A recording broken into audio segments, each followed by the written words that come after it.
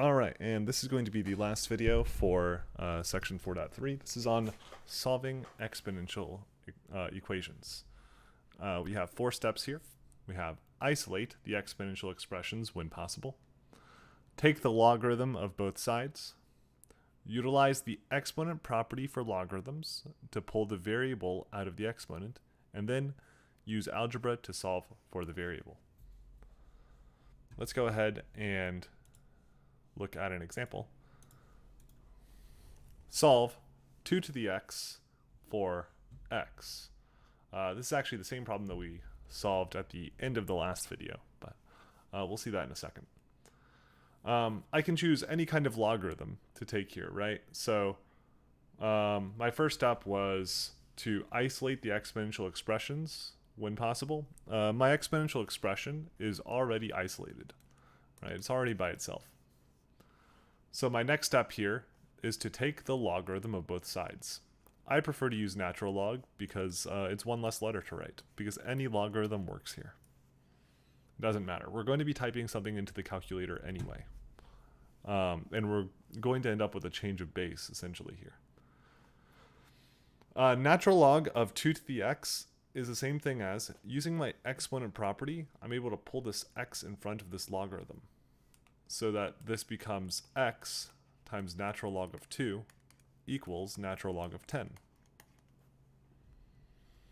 And now dividing both sides by natural log of 2, I get that x is natural log of 10 divided by natural log of 2, which, as we previously said, is about 3.3219.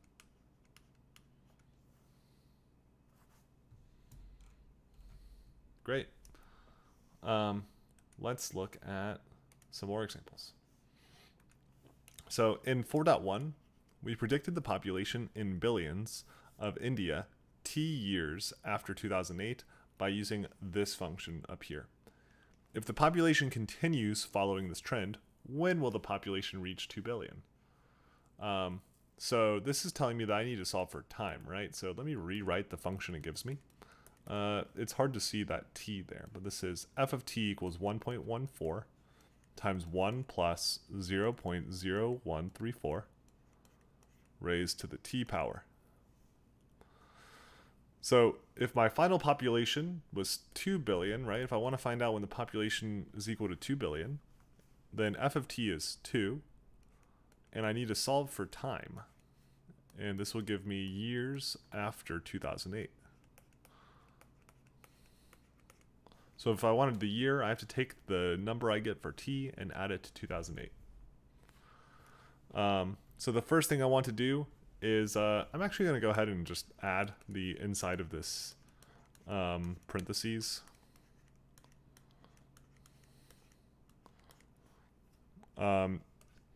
Just to not have to write so much here.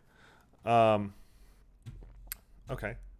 So next up, I want to isolate my exponential expression, and I'm going to do this by dividing both sides by 1.14. I get that 2 over 1.14 is equal to 1.0134 to the t power. I suppose I don't necessarily need a parentheses here, right? Now I can take some kind of logarithm of both sides. Again, I like the natural log, but maybe we'll use the common log here, just to stress that you can use any logarithm. It doesn't matter.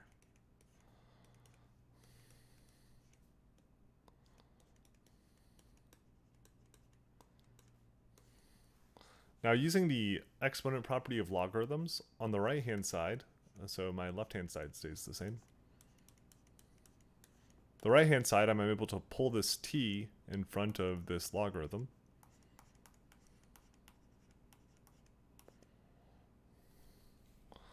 And then I can divide both sides by log of 1.0134.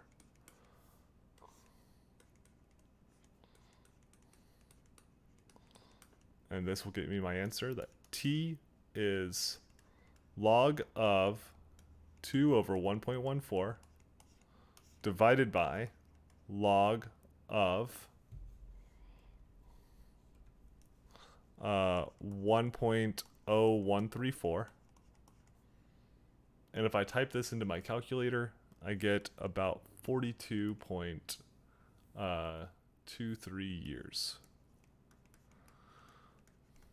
Because t is in years after 2008, this is about the year 2050. This is about the year 2050. Right? 42 plus 2008. This is around the year 2050.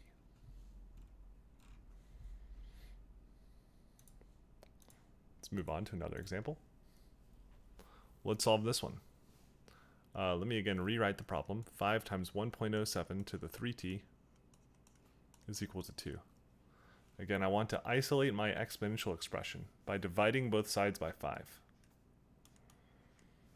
I get that 1.07 to the 3t power is equal to 2/5. Now I need to take some kind of logarithm of both sides. I'll go back to the natural log.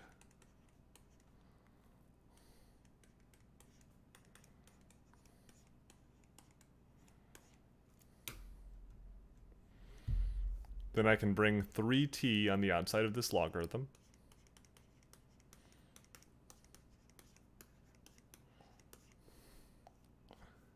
And what I'm going to do here is I'm not just going to divide by the logarithm, I'm also going to divide by 3. So that I can go ahead and I can get rid of this multiplication by 3. So I'm going to divide both sides by 3 times natural log of 1.07.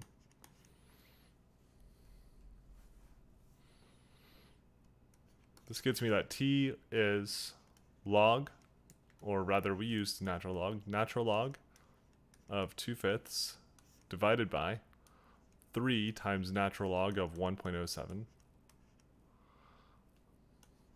And this is about negative 4.5143.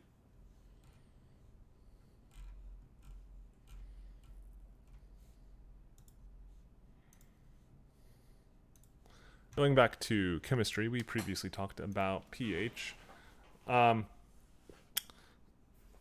In chemistry, pH is a measure of the acidity or basicity of a liquid. The pH is related to the concentration of hydrogen ions H+, measured in moles per liter by the equation pH is equal to negative log of H+. If a liquid has a concentration of 0.0001 moles per liter, that should be liter, not L-I-B-E-R, it should be L-I-T-E-R. Determine the pH. Determine the hydrogen ion concentration of a liquid with a pH of 7. So, in order to find the answer to this first one, all I do is I take negative log of 0.0001. And we actually can solve this one without a calculator if we think about it, because this is really negative log of 10 to the negative 4th. And this is negative 4, right? The common logarithm is log base 10. And this is 4. If I'm trying to determine the hydrogen ion concentration of a liquid with a pH of 7, then I want to solve the equation H equals negative log of H+.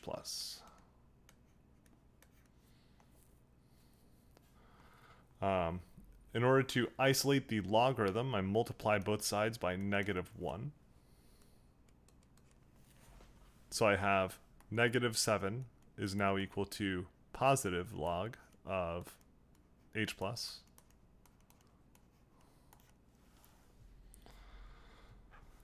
And now I can rewrite this in exponential form. This is 10 to the -7th is equal to 10 to the log of H+.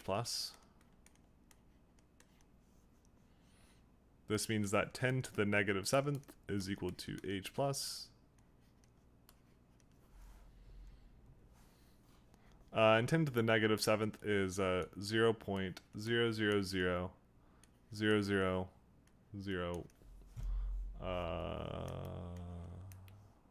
Let's see.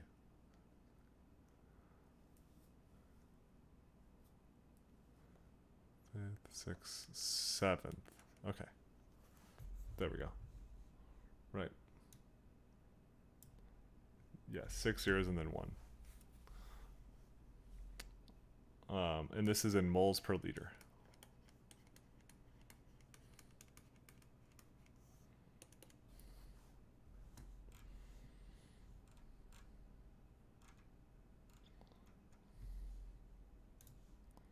Another example. A population grows from 100 to 130 in 2 weeks.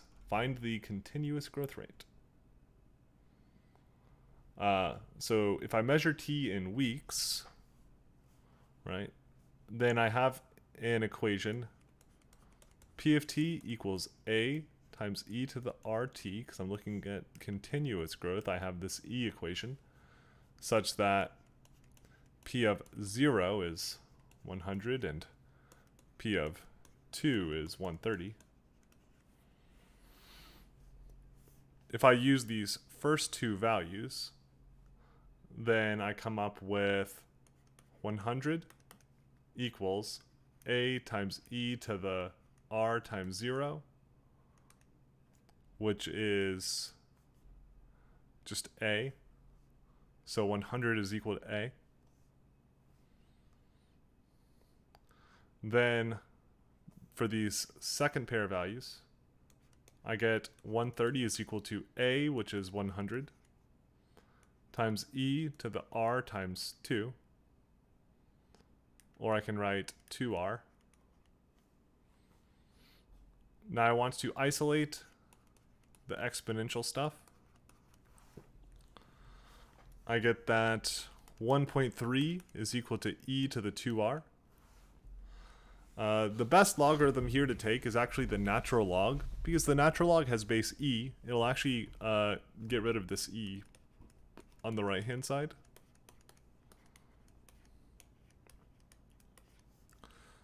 While natural log of 1.3 is some number, natural log of e to the 2r, well, because this is log base e of e to the 2r, natural log of e to the 2r is just 2r.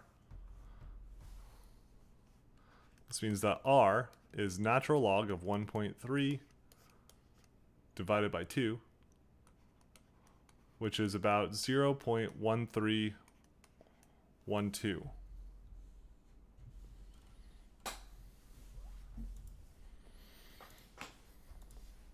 And the last little thing of this section is we have converting between periodic and continuous growth rates.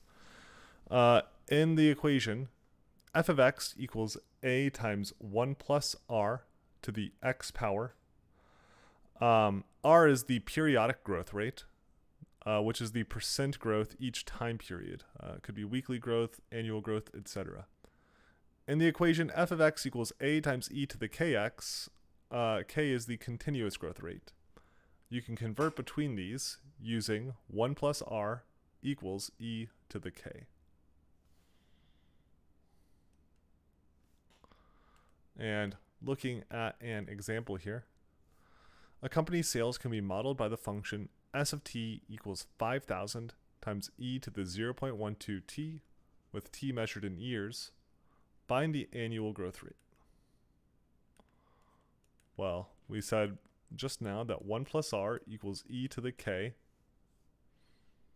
right? This means that 1 plus r is equal to e to the 0.12.